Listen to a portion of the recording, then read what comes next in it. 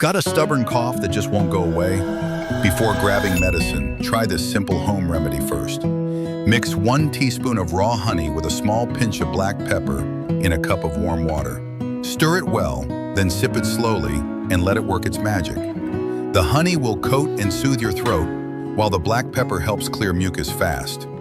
It's nature's cough drop. No chemicals, no side effects, just pure relief. Try it tonight, and don't forget to like and subscribe for more health tips.